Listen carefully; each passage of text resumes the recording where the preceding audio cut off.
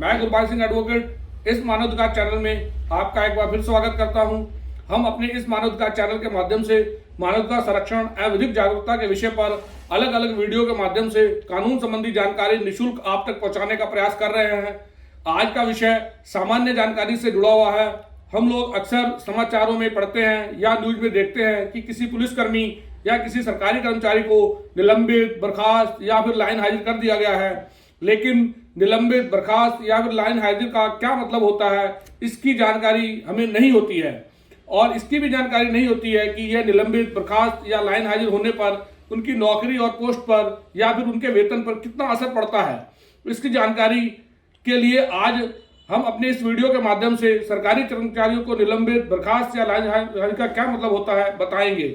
इसकी पूरी जानकारी के लिए इसको समझने के लिए वीडियो को लास्ट तक देखिए। साथ ही आपसे अनुरोध है कि मानवाधिकार के चैनल को सब्सक्राइब करिए और ज्यादा से ज्यादा लोगों तक पहुंचाने में सहयोग करिए। निलंबन की बात करें तो किसी कर्मचारी के निलंबन होने की का अर्थ होता है कि उसे सस्पेंड कर दिया गया। निलंबित को अंग्रेजी में सस्पेंड कहते हैं और इन दोनों ही शब्दों का अर्थ एक ही होता है। यदि कोई पुलिस वाला या फिर कोई सरकारी कर्मचारी अपने पद का दुरुपयोग करता है जिससे किसी को बड़ा नुकसान पहुंचा है, तो ऐसे मामले में उस सरकारी कर्मचारी को सस्पेंड कर दिया जाता है।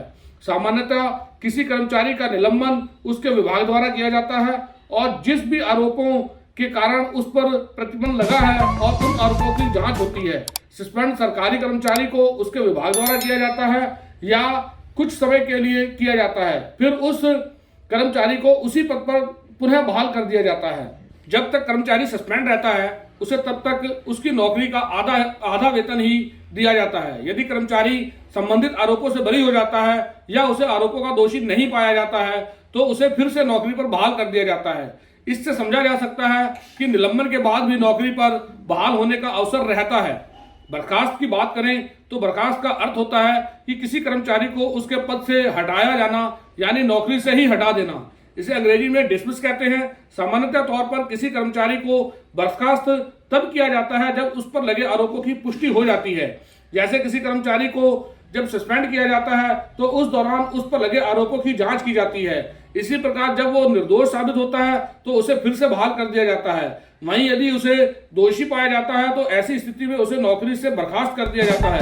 बर्खास्त की स्थिति में उक्त कर्मचारी का वेतन और महंगाई भत्ता मिलना बंद हो जाता है। इसके अलावा उसे पीएफ भी नहीं दिया जाता है, सिर्फ ग्रेजुइटी पर ही उसका हक होता है। बर्खास्त किए जाने के बाद वह व्यक्ति किसी भी अन्य सरकारी नौकरी के लिए आवेदन देने योग्य नहीं होता है। इस प्रकार बर्खास्त कर्मचारी किसी सरकारी कर्मचारी सरकारी नौकरी के लिए दोबारा आवेदन नहीं कर सकता है और ना ही चुनाव लड़ सकता है। यदि किसी व्यक्ति को बर्खास्त कर दिया गया है तो वह सरकारी कर्मचारी बर्खास्त होने के बाद चुनाव लड़ने का पात्र भी नहीं रहता है।